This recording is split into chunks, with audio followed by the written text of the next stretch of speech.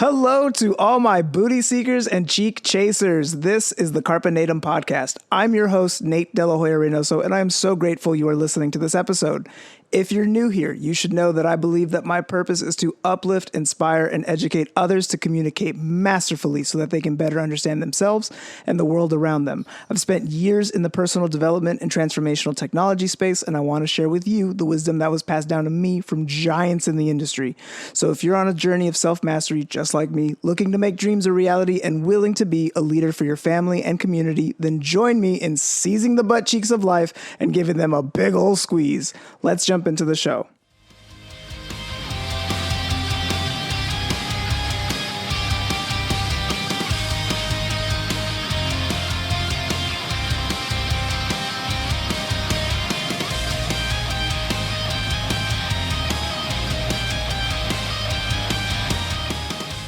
Welcome back, everyone, to another episode of the Carpe Natem podcast. I'm so excited to have my guest on today. I have health expert Dr. Cody Crockett, who is a certified hypnotherapist, a physical therapy expert, and an expert in movement. This man is also an author, a speaker, an entrepreneur, and he even has a company called Powerful Subliminals, where they use binaural beats and autosuggestion in order to improve and build upon a strong mindset.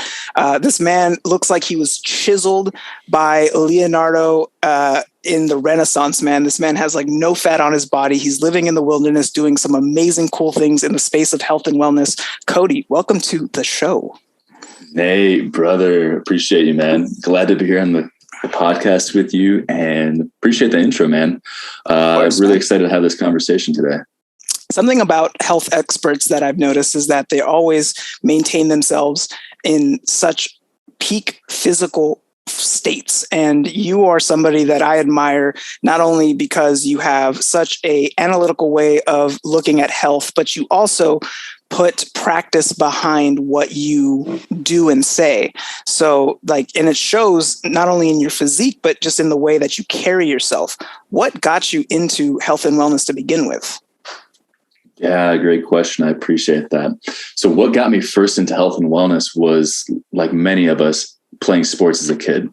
So I played sports, football, basketball, baseball, and that was really my start. I just got obsessed with just being the best athlete that I could. And as soon as I went into university, I graduated from the University of Findlay in Ohio, where I threw the javelin. And I threw the javelin for 4 years for the NCAA. And I just became completely obsessed with how can I become the best person, the best javelin thrower, become the best athlete, and really became my own coach. And so from that perspective, learning what are the tools that I can use to coach myself. So it's a really interesting dynamic between being the athlete and then being the coach yourself, and having that sort of relationship between, telling myself what to do and also being the one to execute it. So I realized there's these different tools that we can use to coach ourselves, whether it's losing fat, gaining muscle, becoming a better speaker, getting a relationship, all of these different things. If we have a game plan and we have the tools to use, we can create systems for ourselves to follow. And this is a way that we can take control and take responsibility for coaching ourselves and leading ourselves. So that's a way that I've learned throughout the years on how I can create systems to improve myself, my health, my fitness, and to be able to then help others to do the same thing. And it all started from a foundation of sports. And it's really interesting because I was recently listening to an interview with Terry Crews, and he said it's easy to be in the NFL because you have somebody to tell you when to wake up, when to eat, when to work out. If you're at a professional level, you're surrounded by people who their whole entire job is to make sure that you're getting to practice, that you're putting in the work, that you're putting in the effort.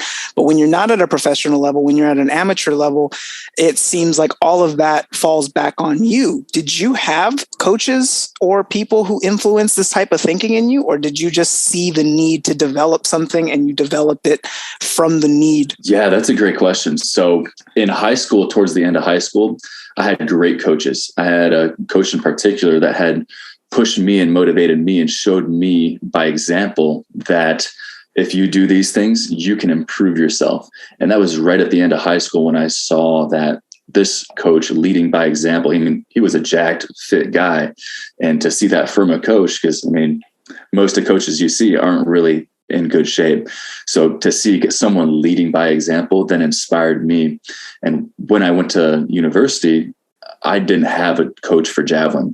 I was always a baseball pitcher. So I threw hard. I was a pretty good baseball player. And I transitioned into throwing the javelin my second year of college. And from that point forward, we didn't have a javelin coach. The javelin was illegal in Ohio to throw for high school. So there was really no one there to be able to coach me and teach me what to do. So what it came down to was understanding that I needed to educate myself on, one, what is this sport? What are the rules of this sport? And then two, what are the mechanics? What are the strengths that I need to have to be this athlete in the sport? And then three, what is the sort of mindset that I get to have while I'm doing this? And so having these three core things, then reaffirming to myself that, hey, you can do this.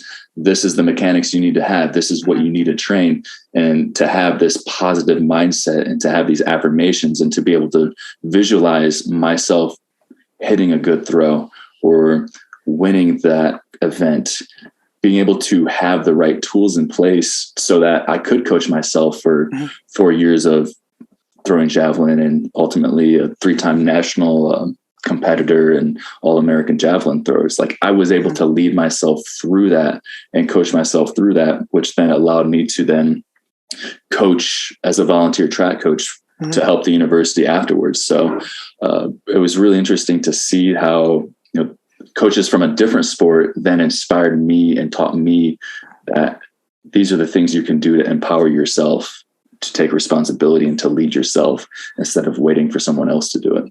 I love the 3 points that you use to break it down. So first is understanding the sport itself, because a lot of people play just to play, but don't really truly understand like the history, the rules.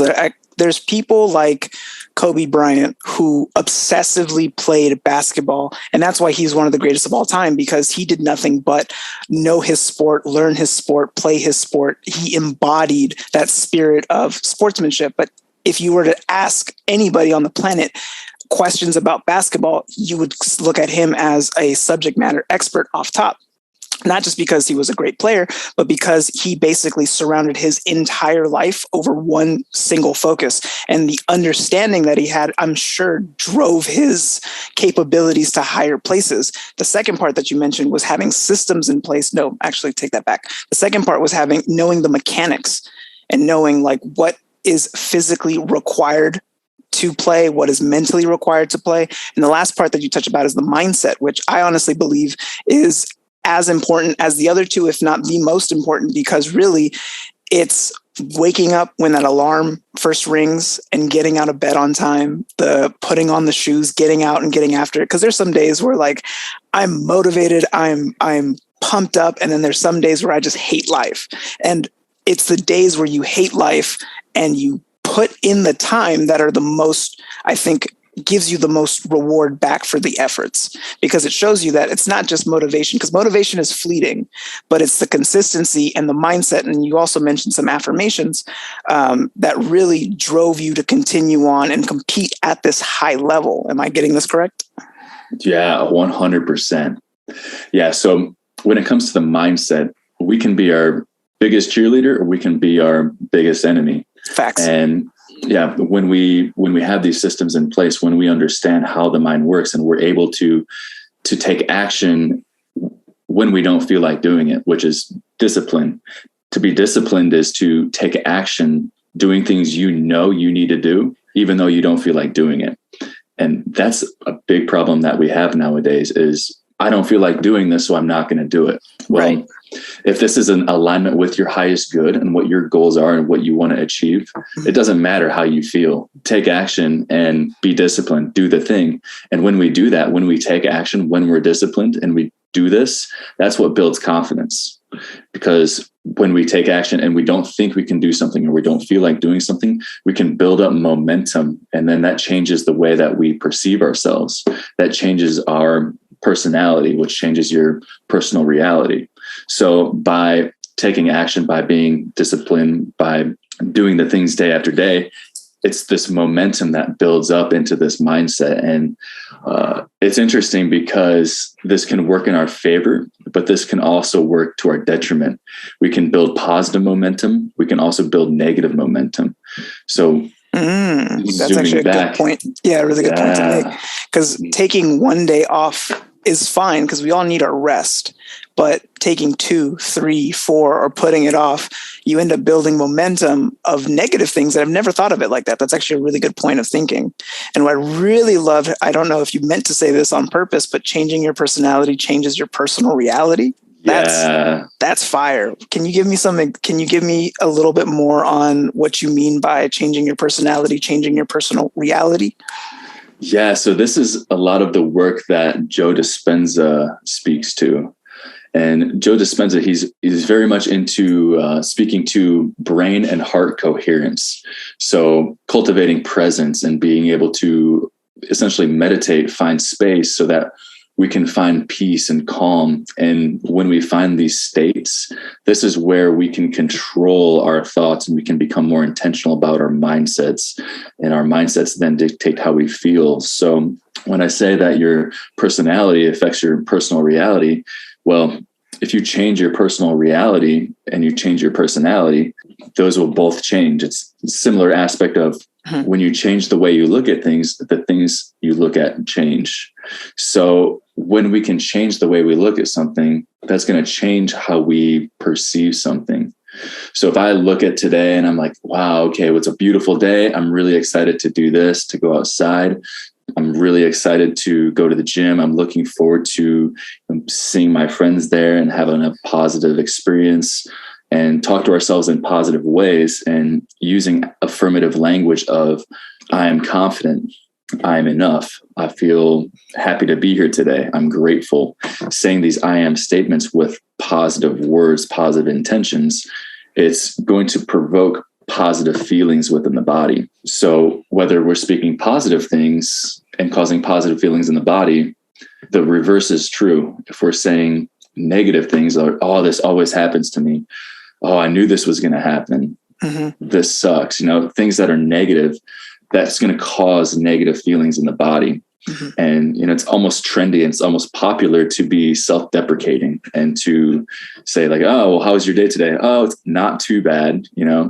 Speaking in double negatives. Well, one, the subconscious mind doesn't hear the negation, the not, just hears bad. That's all it hears.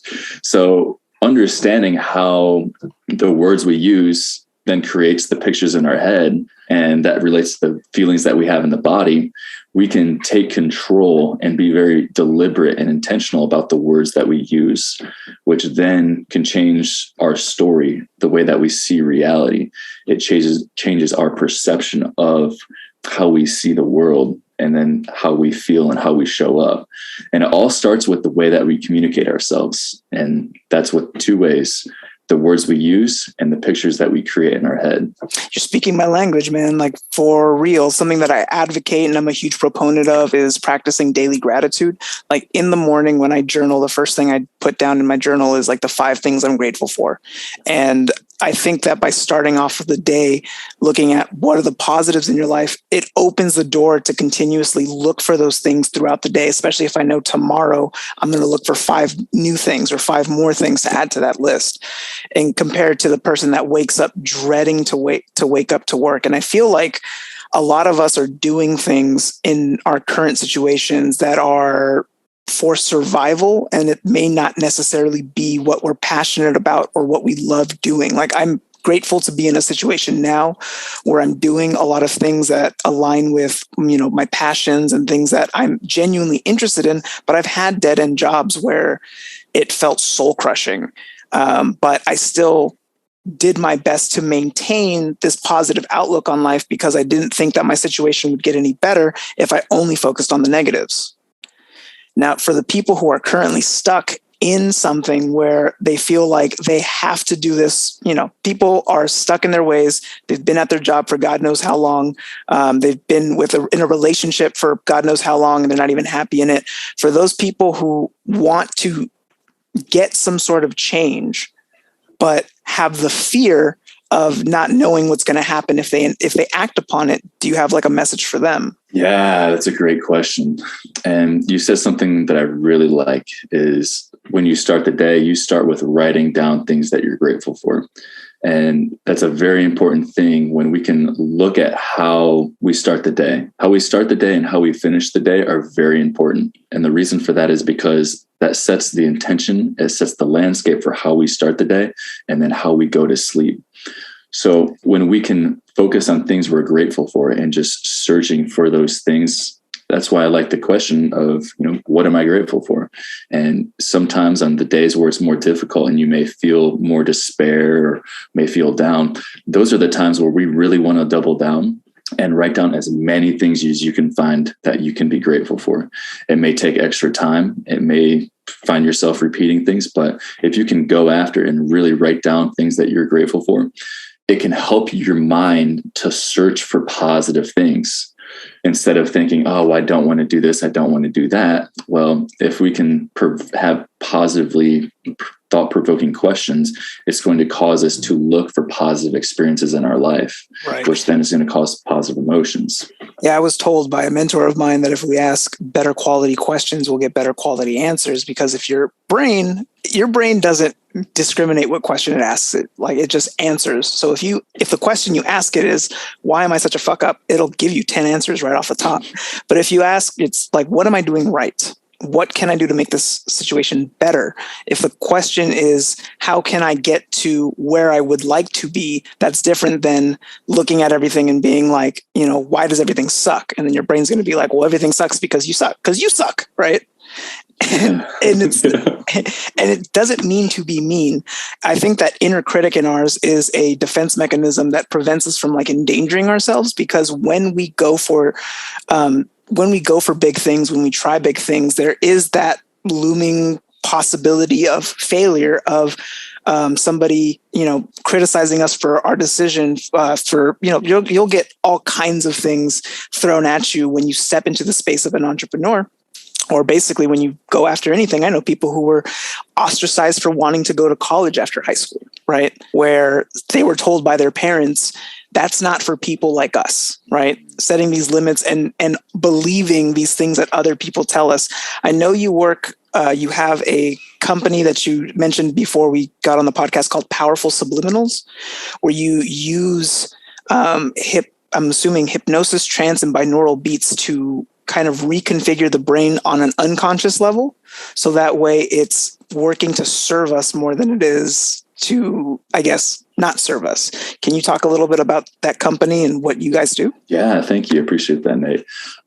So first off, I'll say a lot of the stories that we have aren't our stories. These are stories from our family members, from our friends, from the people that we've just been conditioned with throughout our life up until this point. So a lot of the stories, the beliefs, the words that we've heard aren't our stories. They're just ingrained in our subconscious mind. And depending on our upbringing, those stories get stuck in us. And it's not necessarily our fault. It's just what we've been conditioned and what's familiar.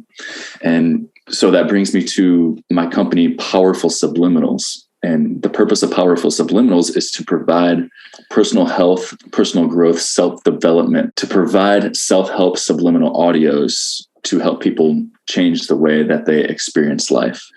And the audios consist of 3 core components. One, there's an aspect of binaural beats in them that help channel the different states of consciousness. So we can put the mind into different states of, say, alpha, theta, delta, gamma.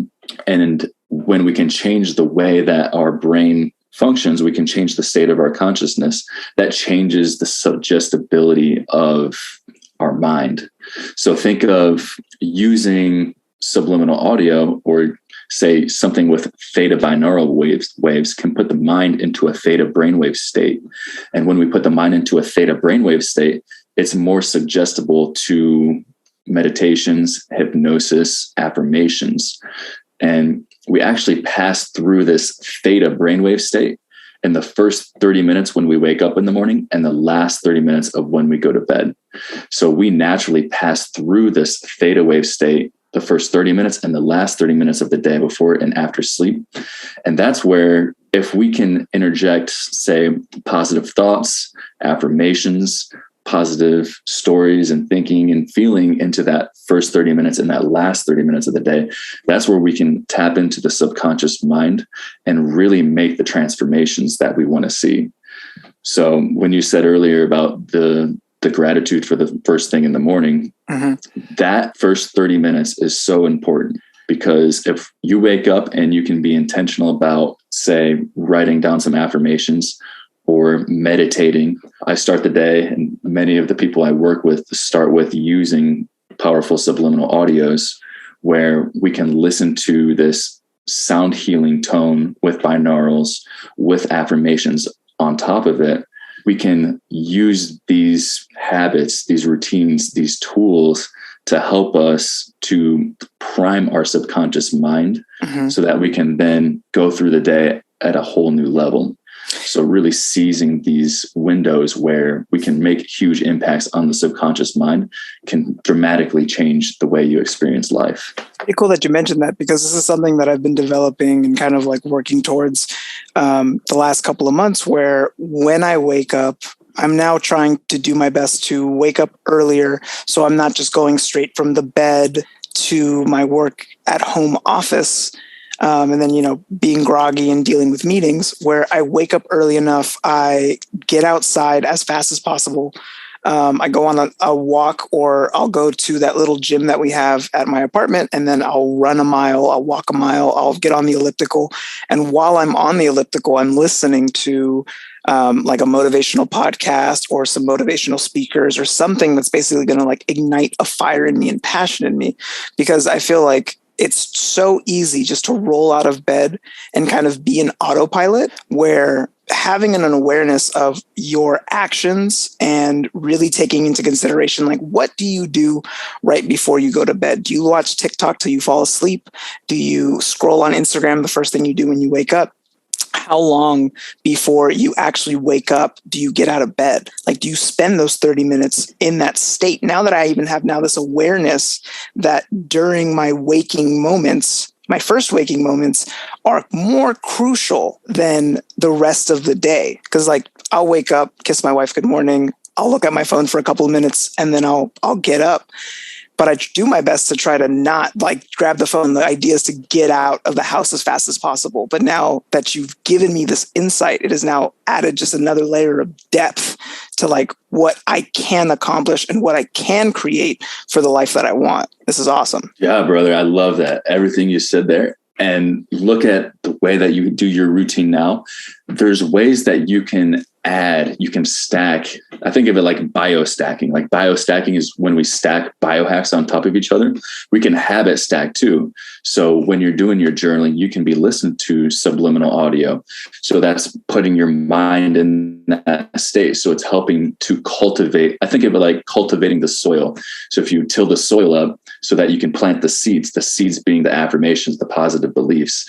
So if you can stack, say, subliminal audio with your journaling, and then with that, get outside, go for a walk. These are all things that when I work with my one-on-one clients and health consulting business, Primal Prescriptions, these are things that I help someone do, is to come up with a routine where what they do when they wake up. Do they drink, say, 30 ounces of water as soon as they wake up?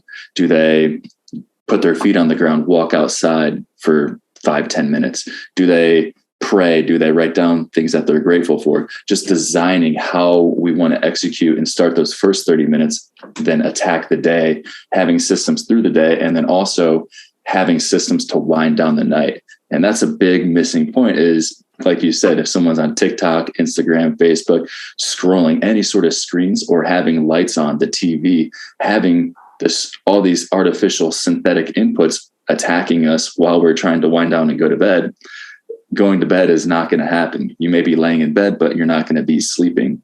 And then you're going to feel like shit. You're going to be up, and then you're going to wake up the next day and start the day the same way. So it's very important that we can set these structures in place and have this sort of template, this format, that we have a system that we can execute through that takes a lot of the thought out of it. It's just a matter of all right, Nate, you get up, this is what you're going to do. You take those actions. And as you take those actions, you build up momentum. And then it's a way that by the time you're getting into the mid to later part of your day, you've built up so much momentum that you can take on and make big achievements that you may not have thought that could have been possible before. We've given some advice on what to do in the mornings, like getting up, drinking the 30 ounces of water, getting your feet on the ground, putting in the affirmations, getting outside, going for a walk, all these things. How about for the nighttime? What nighttime practices should our listeners be implementing in order to, help them achieve whatever goal they're after, or even just kind of like prime themselves correctly before going to bed? Yeah, that's a great question. The biggest problem that we see today in the modern world is we are no longer connected with the rising and the setting of the sun. So later in the day, when the sun goes down, humans are designed to wind down. Our energy changes, the temperature changes, the way that our body functions, it all changes. It's called circadian rhythm. Mm-hmm. There's these cycles of, ups and downs as the time changes throughout the day. But with the invention of light and it ends up throwing off, especially blue light, if I'm correct, right? It's screen lights that are really fucking up people's ability to fall asleep and even achieve REM sleep, if I'm not correct. Exactly. Yeah. It's the blue light, green light, any sort of light will have the same effect. But it's blue light that is the most stimulating, because that's when the sun is highest. That's going to be that light frequency that's causing us to be the most wakeful. So when the sun goes down later in the evening, that's when we want to shift our lights in our environment more towards the redder hues or the amber colors. So using things such as candles, salt lamps. If you have, say, adjustable apps on your phone, for example, you can use different apps, the night mode. On your computer, I'll have an app, I'll use Flux or Iris. But managing our light is one of the most important things. So later in the day, we want to drop out the blues, crank up the reds, and turn down the brightness. You can't be laying in bed scrolling on your phone thinking that you're going to get tired and fall asleep, because these lights disrupt our hormones. And the hormone that we need to fall asleep is melatonin. Melatonin is naturally released when it gets darker and things get cooler. If we're in a climate controlled environment and there's all of this artificial light going on, we're not going to wind down. So my typical rule is I try to put the phone away 1 hour before I go to bed. And for that last 30 minutes, I like to do something creative, whether that's play the guitar, play the piano. Maybe I'll do some journaling, some drawing, just something, even reading, something to get our minds into a creative state. I know I've been the type of guy that there's been periods in my life where I've worked really, really late. And then you try to put down your task and lay down and go to sleep, and it's not going to happen. It's because we're stuck in a sort of analytical, logical, rational mind. And we want to transition out of that into more of a creative state. So controlling our light would be number one. And then number two would be having a system in place, having routine, something in place that's going to help you to become more of a creative or exhibiting more creative expression. And then from there, if I was going to say one third thing to that to help wind down would be breathing, using the breath. So many of us get caught up in a day of just holding our breath. We forget about breathing. We think that it's something that happens naturally, and so we don't have to think about it. When in fact, our environment, all this hustle and bustle, this fake light, all the way that our environments are designed are to keep us stressed. Even the media, even say social media, even the news, all these things are designed to trigger us and to keep us in these states of fear and to keep us in this sort of stressed environment. So what we can do is we can take our control back by bringing our attention back to our breathing. So when we can take control of our attention, that's where we can take control of the way that we think and the way that we feel. And if nothing else, if you're, say, stuck in a cage, you're locked in a room, you're wherever you are, you at least have control of your breath and your mind. So when you're laying in the dark at bedtime by yourself at night, and you're laying in bed and all you can do is think of these thoughts and notice these thoughts spinning and going and can't get them to stop, that's when you really want to bring your focus to your breath and notice the sensations of the breathing and just try to slow down your breathing. And when we slow down the breathing, that's going to slow down the mind, and that's going to bring us into this state of coherence, like I mentioned with Joe Dispenza earlier, with the mind and the heart. When we can slow down our breathing, it helps to get our mind and our heart into synchronicity. So when they're communicating and they're working in unison, that's when we can down regulate the stress responses and we can become more present, more relaxed, feel grateful, feel abundant, feel more positive feelings and emotions, which is ultimately what we need more of, what we want to cultivate more of. So bringing it back to the breath is a good tool that no matter if you're going to sleep throughout the day in a stressful situation, it's something that we have with us that we can use all the time.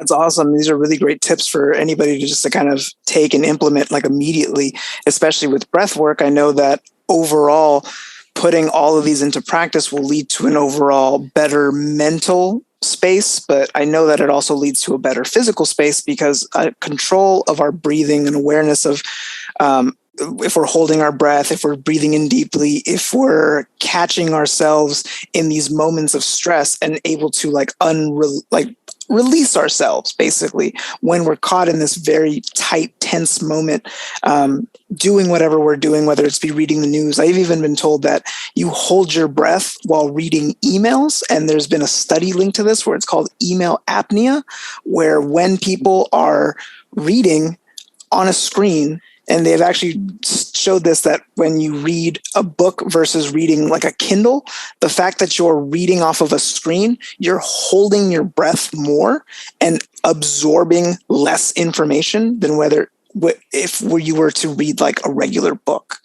So these are all really, really great tips. And I know this is super interesting. I read this book by this guy named James Nestor called Breath. And he really talks about how like there's been a huge disconnect of people and the way we breathe. It's become so automated that we're so unaware of even the times where we're missing oxygen. Like that's how detached we are. Going back to physical, kind of the topic of like physical wellness, do you have any advice or any tips for people who are currently in the space who are maybe struggling to lose weight or struggling to kind of like get to where they want to be physically? You've given me some solid advice. I've taken it and implemented it. But I know a lot of people, especially people who are listening, I would assume that the majority of us don't really like where our bodies are currently. And we all want to get to a place where we're happy with what we got. But of course, that starts with our mindset first. But do you have any tips when it comes to really making sure that our body and our physical well-being is optimal? Yeah, for sure. So first off, like you said, the first thing we need to do is have the right mindset. And if nothing else, you need to at least have a goal. Have a goal. I'd like to call them SMART goals, something that is measurable, something that's achievable with a defined date. So we need to have a goal, whether it's, I want to lose 10 pounds in the next 10 weeks. We need to have a goal. And from there, once we've established what the goal is, say if the goal is to lose weight, that the things that you do to get there are going to be different than the things that you would do to, say, gain 10 pounds of muscle in the next 10 weeks. So just to speak generally to whether or not your goal is gaining, losing weight, contest prep, athletic performance, the systems are going to be similar, but the actual actions are going to be a little different. So at the end of the day, what we want to do, if we want to improve our physical health, one of the most important things we could do is to walk. And walking first thing in the morning is one of the best things you can do because it gets you up, it gets you moving, especially if we can get outside. This is one of the most important things you can do. And the reason is, one, because of sunlight. We can get outside and we can get natural light into the eyes. That's going to regulate your circadian rhythm. And that's going to help you to be more wakeful throughout the day. It's going to upregulate all of your hormones to put your body into a state of activity. And then 3, you're going to be getting blood flow. Circulation is going to improve. Your metabolism is going to improve. Whether or not you want to gain weight, lose weight, we need to have good blood flow. So the third or the fourth, whatever number we're on at this point, the last aspect would be when you're walking outside, you're looking into the distance and you're turning your head. So when we're turning our head and we're looking into the distance, that does things to the brain and to our mind and to our body that if we're walking inside on a treadmill, we're not going to get that same experience. So if we can get outside, go for a walk first thing in the morning, or even later in the day, this is a cool little tip, using a walk or some sort of quick physical activity later in the day after work into your evening time. So having a transition period where we go throughout the day, we do all these things, we may be sitting at a desk using our mind, we're stuck in this sort of like upper part of our brain where we're really analytical and just like bound up with all this energy. Well, we can use, say, a 5 or 10-minute walk outside to transmute or to, say, transition our energy into another phase, another block of the day, whether we're going to the gym at that time, whether we're meeting up with our girlfriend, whether you're going to see your kids. But it comes down to using these little bits of movement throughout the day, whether that's walking, push-ups, squats. We can use these little bouts of movements to keep our body moving, to keep our metabolism up, and to also use it to shift our energy from one task to the next task so that we can have more boundaries around the things that we do throughout the day. Great tips, man. Great tips. These are all things that can be implemented easy. You don't need an expensive gym membership or weights. You just need to get your ass outside and walking. I've been doing some of my walking and exercising like in the gym, but now I'm going to switch it to maybe more actually just walking on pavement and, despite whatever the weather is, getting myself moving and really looking into the distance, because I think that you're hitting upon a point that's really important in this environment that we've currently established for ourselves. Most of us are working in offices, looking at screens, working from home, and we're basically trapping ourselves in a cage. Like we're willfully limiting how far we can see. Our environment is compact because we're in a small room in a small space doing like the designated tasks, while getting out and looking. And actually, I've been told that from my eye doctor that if you're staring at a screen for a long time, the best thing to do is get outside and stare into the distance. Like your eyes are muscles too, and they get weakened by being in such close proximity to screens, constantly looking at things that are right in front of your face. So these are all really great tips, Cody. Thank you. Yeah, Nate, that's a really good point with the eyes. So when we're inside all the time at a desk, looking at things that are close quarters like this, what happens is the eyes, they can get constricted and they can be really tight. And that'll also cause tension in the head that we can show up as headaches too. There's some interesting research studies that they've done on kids specifically.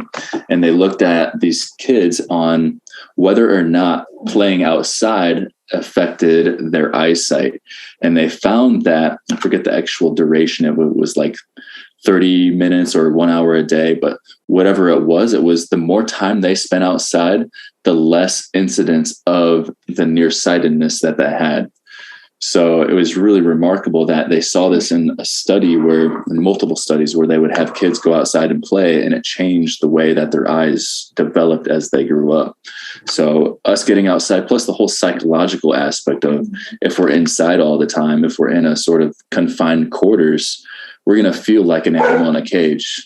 Speaking of a dog barking in the background. And this is actually common in prisoners, where if they're put in solitary confinement or they're in a maximum security prison where they don't have access to the outside, a lot of them end up coming out of jail with weaker eyes because they were basically confined to the four corners that they were given. And all of us listening, I'm assuming, are not in jail, but we're putting ourselves in these cages that are causing psychological and physical, I wouldn't say they're determinants, but they're negatively impacting how we show up physiologically, psychologically, and even spiritually. Like doing something that you don't like or something that's just monotonous can just be so soul draining. But of course, the work needs to be done. The bills need to be paid. But then incorporating these other things outside of ourselves, these exercises, stretching, this breath work can really help with rounding out and just making sure our overall health is taken care of, even if the environment that we have to spend a good chunk of our day in isn't necessarily aiding our health or really, adding to our capabilities. It's just kind of something that we have to do. Yeah, Nate, you hit on something really important. The way that I like to think about it is we are suffering, the human species is suffering from the effects of over domestication. So we are in these boxes that we're no longer in a natural environment. We have synthetic light, we have synthetic food, we have a synthetic environment that we work in, the positions that we spend our time in. We're not moving, we're sitting while we commute to work. We're now at a place where humans are less human than we've ever been. And that's really what's driven me to become so passionate around what I teach and what I educate with Primal Prescriptions, meaning we need to embody and become more connected with our primal human nature, being our connection with nature and how we would eat, how we would move, how we would sleep in nature. And because we're removed from that, that's why we're suffering from disease, depression, while we're all in this state of distress.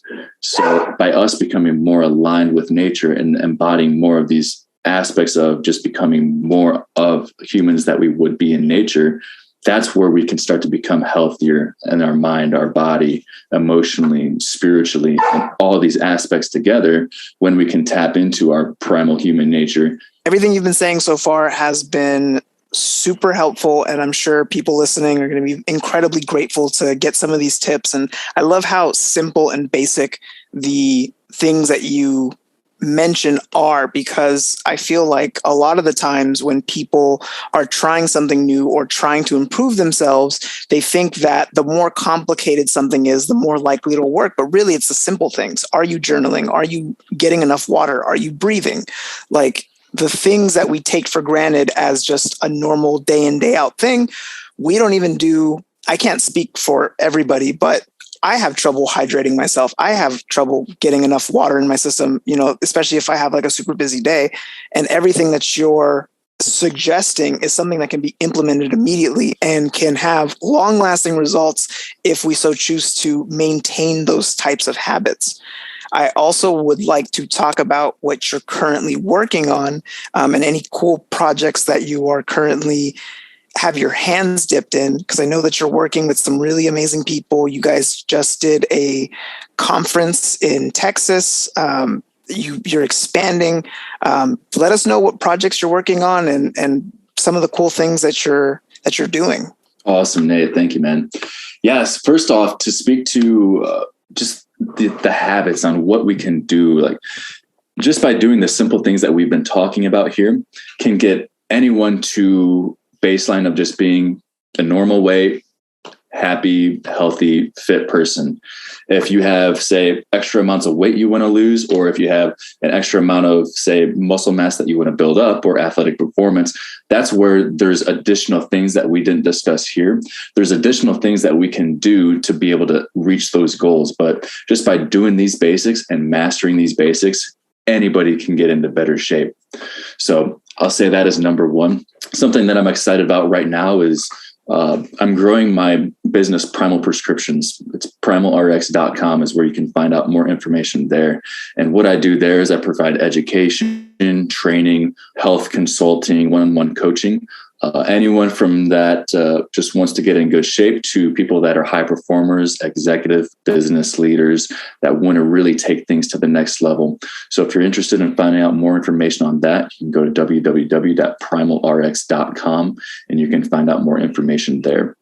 With the conference that we were speaking to, I was down in Austin, Texas for the Paleo FX conference. And I was down there with my team at Opti Wellbeing Solutions. And what we are is we're a corporate wellness company where we provide high impact, minimal disruption solutions into corporations and businesses. And what we see is, on our team, we have a dynamic team of very qualified different professionals that they have their own businesses, and we've all come together to form a business around corporate wellness and providing better solutions in the workplace to bring in many of the the tools, the tactics, the tricks that we've talked about today into the corporate space in a way that's really simple. And our first product that we have available now is called Food, Beverages, and Snacks. And what we do is we bring in higher quality foods, beverages, and snacks into the workplace to make these foods easily accessible. And, if foods are there, if they're accessible, we have better snacks, we have better foods, we have better drinks. It's easy to just go to the break room and grab these things. And when we can change the way that we eat and drink, that can change the way that our body looks, feels, and the ingredients that our bodies are made out of. So just by bringing in some of these solutions into the workplace, also providing education behind what the foods, the beverages, and snacks do, so that people understand, hey, if I choose this food over this food, not only am I going to have better ingredients, but I'm going to feel better. My thinking is going to be clear. I'm going to have more confidence in how I feel about myself. So just by changing these little micro movements throughout the workplace, it then can impact lives, families, and also help build businesses at a higher level. Something that we're working on with that same business, Opti Wellbeing, is having a workplace wellness audit, where our mission is to create the new standard of health and well-being in the workplace. And so we've come up with this standard, which essentially looks at your water quality, your air quality, your ergonomics, your food quality, your movement, the environment of your workplace. Does it have windows? Does it have any plants? Just having this whole comprehensive audit of the workplace to identify how well your workplace is. And at the end of the audit, we provide what's called an Opti score, which then rates how well that workplace is. How well does that workplace support the wellness and the well-being of the employees? Because a lot of the missing points in workplace wellness right now is humans, the workers, the employees are still being treated like employees rather than treating the employees like human beings. So if we can design our workplace and we can design our habits and routines in the workplace more in alignment with how humans are naturally supposed to function, by default, we're just going to help to improve the well-being and the wellness of individuals along with the businesses at the same time. So our intention with that is to make the impact in the workplace, which makes the impact on the employee, and then it helps out families at the same time, kind of like this trickle-down effect. I really like how you're doing things that are, like you said, minimally disruptive, where it's just small tweaks in the already existing game to bring some optimal living, some access to better quality nutrition, and seeing how just by checking in on whether or not somebody is in a good environment in order to be optimal can really impact not only, I'm sure, productivity, but just overall wellness. I've noticed that there is a trend where more and more people are wanting to be health conscious. They want their employees to not burn out, and then they'll assign that same employee something that takes 22 hours to do, and they have a 10-hour turnaround, right? So these little tiny changes are implemented in order to have long-lasting changes, while not really, you don't have to destroy everything and rebuild it. You can just make little tweaks to just get these same little optimizations. I really like that. Right. And it goes for the same thing on an individual basis for you, for me, for any of the listeners. Just by making these small changes every day will help to build up momentum.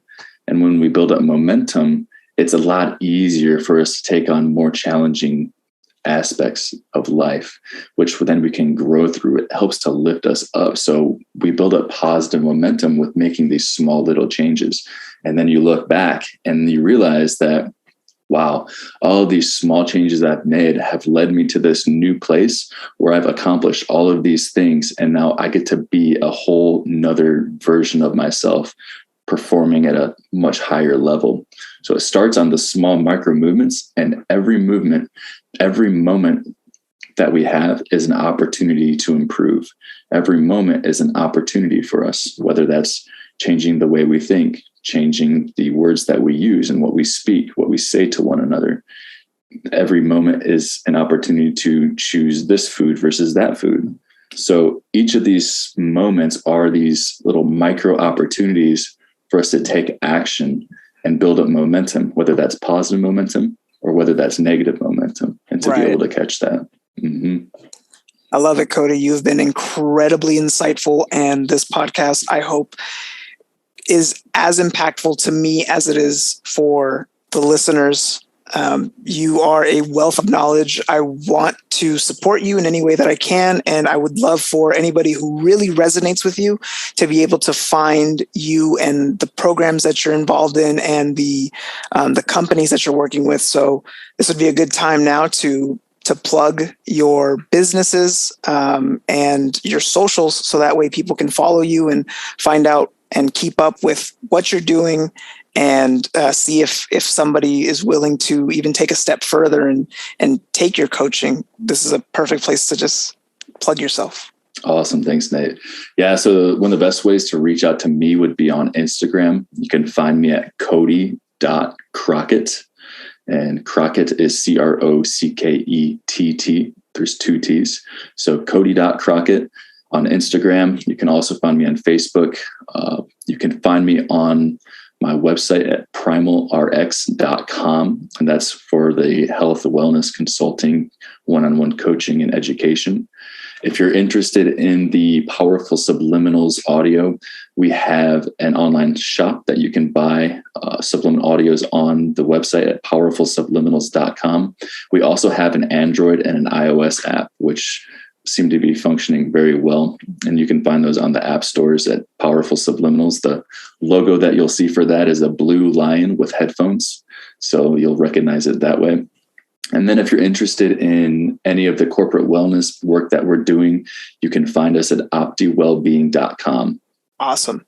Thank you, Cody, so much for being a guest on this podcast. Any last comments before we hop off? Because this has been not only incredibly insightful, but the things that you've suggested for me to do, like I've been taking notes this entire time, and I'm just going to be implementing so many new things to my morning routine as well as my nighttime routine to just be as best as I can, because I got goals to crush. I got things to do, and it's not going to be instantaneous as much as I wish it was. And it's going to be an uphill battle, and I'm going to be smiling the whole goddamn way.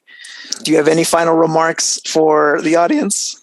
Yeah, brother. First off, I appreciate the podcast, man. I appreciate you coming on here. It's been a beautiful conversation. And yeah, man, any value that I can offer, I would say to keep it as simple as possible. Number one, it all comes back to our mindset. So we need to be aware of the things we think and the way that we speak.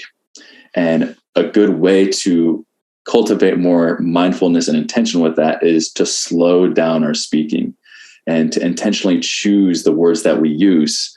And when you can choose words intentionally, that's a way that you can take control back of your mindset, and then also the way that you show up in the world. So number one, your mindset. Number two, being fit. So getting more movement throughout your day, being more in tune with the rising and the setting of the sun, becoming more connected with your primal human nature. So behaving and aligning yourself with nature and moving your body. That means going for walks. That means becoming strong, even if it's just body weight strength, being able to get yourself down and up from the ground. These are all functional things that I've seen in my practice as a doctor of physical therapy. Is so many people lack the fundamentals of basic human movement. So becoming more active, doing body weight strength, and also just sharing that with other people. And then the third component that I would recommend is to form community, to network with others, to help be there, to connect with other people and teach them what you know, to collaborate together so that you can help one another, you can provide support, and also to be able to lift each other up. So when we can teach each other these things that we're learning, when we can work together to help keep each other accountable, that's where things can really take off. And if you're in a place where you may not have many people, you may be by yourself, you may have be in more of an isolated area. I'm here in Alaska, so there's times I'm fairly isolated. But having a practice around keeping yourself accountable, and a good way to do that is through journaling. So yeah, first thing was your mindset. Second thing was your fitness. And third thing is your community and accountability. So it's been awesome, Nate. I appreciate you, brother. Awesome place to end it. Thank you, Cody Crockett, for being an amazing human being and for giving me some of your time. I know it's incredibly valuable with all the wisdom and knowledge that you have. I appreciate you for being a guest, and I look forward to future conversations. 1000%, brother.